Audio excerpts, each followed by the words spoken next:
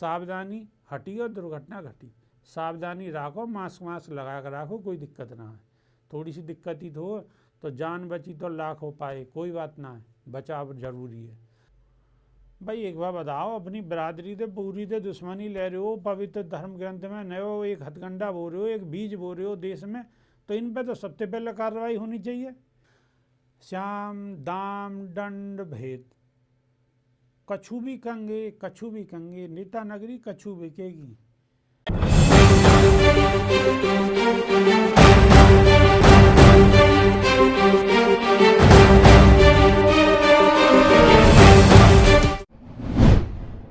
जय राम जी की। क्या हाल चाल हैं? सब ठीक हैं? बहुत बढ़िया, बहुत बढ़िया। अपनों और अपने को ख्याल रखो और जब टाइम मिले तो यह वीडियो देखते रहो। आज हम सबसे पहले बात करेंगे कोरोना वायरस की, क्योंकि एक बार फिर कोरोना ने डराना शुरू कर दिया है। अब आप खुद ही यह बात को अंदाजा लगा सकते हो कि एक बार फिर 20,000 से ज़्यादा कोरोना संक्रमित मिले हैं। 15 मार्च यानी सोमवार को 24,437 मरीजों की रिपोर्ट पॉजिटिव आई है, जबकि 20,186 मरीज ठीक हुए हैं और 130 की मौत है गई है। यह तरह एक्टिव केस यानी इलाज करा रहे मरीजों की संख्या में 4,104 की बढ़ोतरी दर्ज करी गई है। यह महीना यानी मार्च में 15 दिनों में कुल 2,97,539 नए मरीज मिले हैं। 2,41,063 मरीज ठीक हुए हैं, जबकि 1,698 मरीजन ने जान गंवाई है। वैसे देश भर में अब तक कुल 1,14,09,595 लोग कोरोना महामारी की चपेट में आ चुके हैं। यहाँ में 1,10,25,631 मरीज ठीक है चुके हैं। कोरोना की वजह से अब तक 1,58,892 मरीजन की मौत हुई है और जहाँ तक इलाज की बात है तो आज की तारीख में 2,20,401 कोरोना मरीजन को इलाज चल रहा है। यह बीच कछु राज्यों में संक्रमण बढ़ने के बाद केंद्र ने वैक्सीनेशन की कवायद तेज कर दी है। वहीं दूसरी तरफ महाराष्ट्र सरकार ने सोमवार देर शाम 31 मार्च तक के नई पाबंदी लागू कर दी हैं। या के तहत सिनेमा हॉल, शॉपिंग मॉल और होटल रेस्टोरेंट 50% कैपेसिटी के संग ही खोले जाएंगे। यहाँ बिना मास्क पहने लोगों को एंट्री नहीं दी जाएगी। यही बीच महाराष्ट्र में सोशल, कल्चर, पॉलिटिकल और धार्मिक जमावड़े पर रोक रहेगी। नियम तोड़ने वाले पर जुर्माना लगाया जाएगा। शादी में 50 लोगों के शामिल होने की इजाज़त होगी। ज़्यादातर लोग मिलने पर आयोजक पर डिजास्टर एक्ट के तहत कार्रवाई है सके है। ऐसा यालियाँ करो जा रहा हो, क्योंकि महाराष्ट्र एक ऐसा राज्य है जहां कोरोना वायरस को प्रभाव दूसरे राज्यों के मुकाबले एक बार फिर सबसे ज़्यादा तेजी से बढ़ रहा है। यह को कि मतलब बिल्कुल भी नहीं है कि दूसरे राज्यों में लापरवाही बरती जाए, क्योंकि एक बार फिर ज़्यादातर अंदाज से कोरोना वायरस को प्रकोप बढ़ रहा है। वाते हर हाल में सतर्क रहने की ज़रूरत है। यालियाँ आपसे भी विनती है कि आप ऐसी कोई लापरवाही ना करें जाते आपको भी परेशानी उठानी पड़े। है क्या? अब देखो, कोरोना वायरस तो है ही, जब इतने लोग जान गंवा रहे हैं, बीमार हैं, इलाज करवा रहे हैं, और एक आध जगह ऐसी हुआ जहाँ लगे कि कोरोना वायरस ना है। अब जैसे आंदोलन चल रहा हो वहाँ तो कुछ ना है, सब ऐसे ही है नॉर्मल। लेकिन लोग महाराष्ट्र में जहाँ हिसाब से बढ़ रही है कोरोना पॉजिटिव की संख्या, वह हिसाब से कोरोना है। फिर भी सावधानी हटी और दुर्घटना घटी। सावधानी राखो, मास्क वास्क लगा कर राखो, कोई दिक्कत ना है। थोड़ी सी दिक्कत ही तो जान बची तो लाख हो पाए, कोई बात ना है, बचाव जरूरी है। आ जाओ दूसरी खबर पे। अब बात करेंगे ऐसे व्यक्ति की जाने विवाद उनको अपना आशियाना बना लिया। हम बात करने जा रहे हैं यूपी सिया वक्फ बोर्ड के पूर्व चेयरमैन वसीम रिजवी की। जाने सुप्रीम कोर्ट में एक ऐसी याचिका दायर करी है जहाँ नए सिरे से एक और नए विवाद को जन्म दे दिया है। याचिका दायर कर वसीम रिजवी ने सुप्रीम कोर्ट में मांग करी है कि मुसलमानों के पवित्र धर्म ग्रंथ कुरान ते 26 आयतन को हटाने को आदेश दिया जाए। यही के मद्देनज़र वसीम रिजवी के खिलाफ मुसलमानों के बीच बहुत ज़्यादा आक्रोश देखो जा रहा है।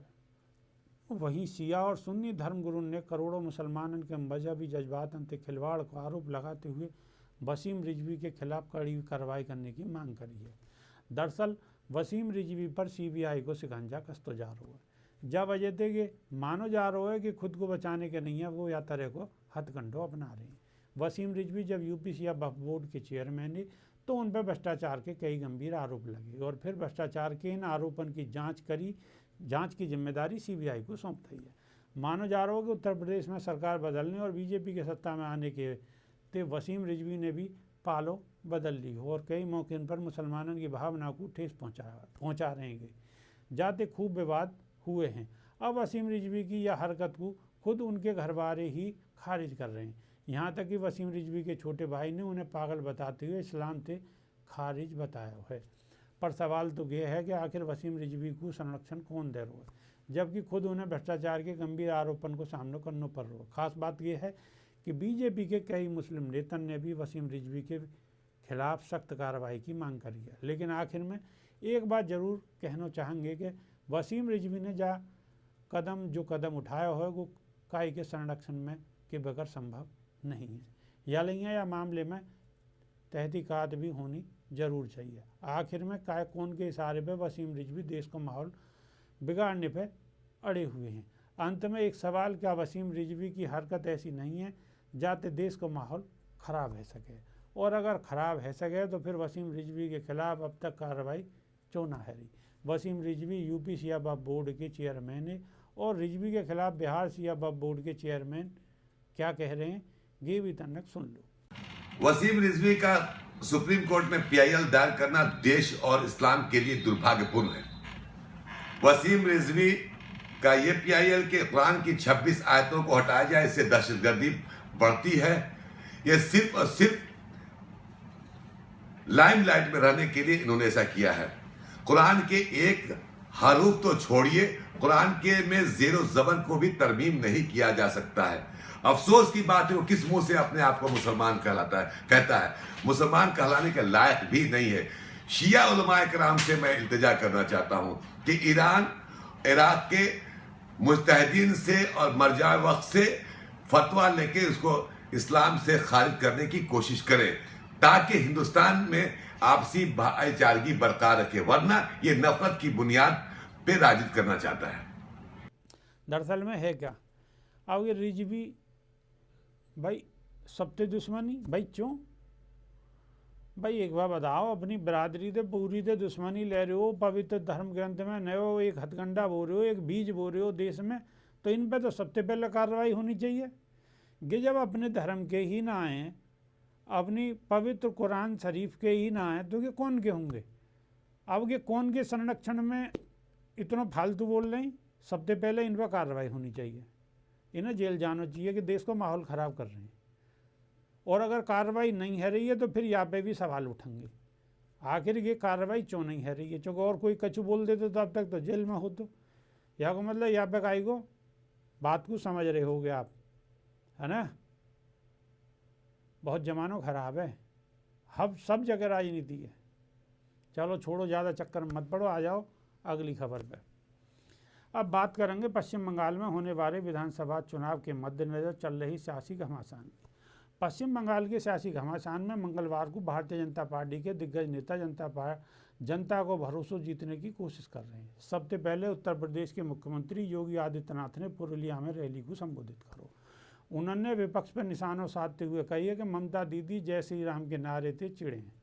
2014 से पहले लोग मंदिर में जाने से डरे, अब ममता दीदी भी मंदिर में जाके चंडी पाठ कर रही हैं। एक बार फिर राहुल भी मंदिर में गए तो वहाँ उनके बैठने के तरीका पर पुजारी ने टोको, वो ऐसे बैठ रहे जैसे नमाज पढ़ रहे हों।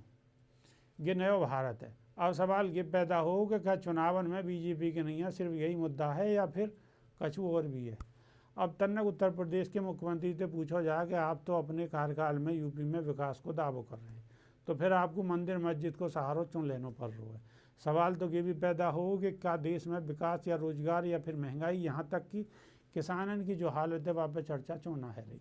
अगर ममता बनर्जी ने पश्चिम बंगाल में काम ना करो है और बीजेपी शासित राज्य में काम हुआ है, तो याद बेहतर मुद्दा और का है सके कि काम के नाम पे ही ममता बनर्जी को उनके विरोधी घेरकर, खासकर बीजेपी। लेकिन बात तो एक बार फिर से मंदिर मस्जिद की है रही है।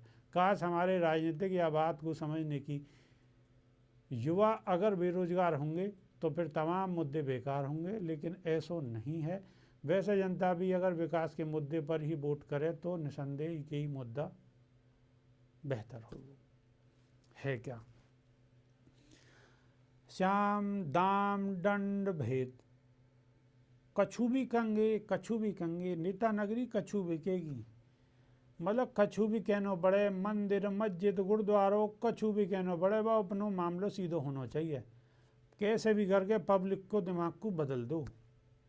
अब या तो पहले हमने बताई, वसीम रिजवी कह रहे हैं कि जी वह 26 आए थे जो उन्हें ख़त्म कर दो, सुप्रीम कोर्ट में जा रहे हैं। ये जो हैं ये वहाँ जा कह रहे हैं कि ममता जी राम के नाम से चिढ़े। अरे पाकिस्तान, राम मंदिर, इन्हें सब छोड़ कर विकास की बात कर लो, रोजगार की बात कर लो, किसानन की बात कर लो। अभी तो किसान बैठे हैं 4 महीना रहने को जा रहे हैं, दिल्ली घेरा की 4 लंगते, उनसे बात कर लो। बहुत सारे मुद्दा हैं। अब खाली ऐसे नहीं चलेगी, काठ की हाड़ी हर वे नहीं चढ़ेगी। ठीक है ना, समझ रहे होगे आप मेरी बात को। बहुत जल्दी नई अपडेट के संग दोबारा मुलाकात होगी। जब तक के नहीं, आप बहुत बहुत धन्यवाद। और जाते जाते हमारा एक निवेदन है कि यह वीडियो को लाइक कर दो, शेयर कर दो और चैनल को सब्सक्राइब कर लो। कर सको तो कमेंट कर दो, अच्छो सो। ना कर सको तो भी कोई बात ना, हम बराबर खबर फिर भी दिखाएंगे, हालांकि करने में कोई पैसा ना लगे। ठीक है साहब, बहुत जल्दी नई अपडेट के संग दोबारा हाजिर होंगे। बहुत बहुत धन्यवाद। अपनों और अपने इनको ख्याल रखो। जय राम जी की।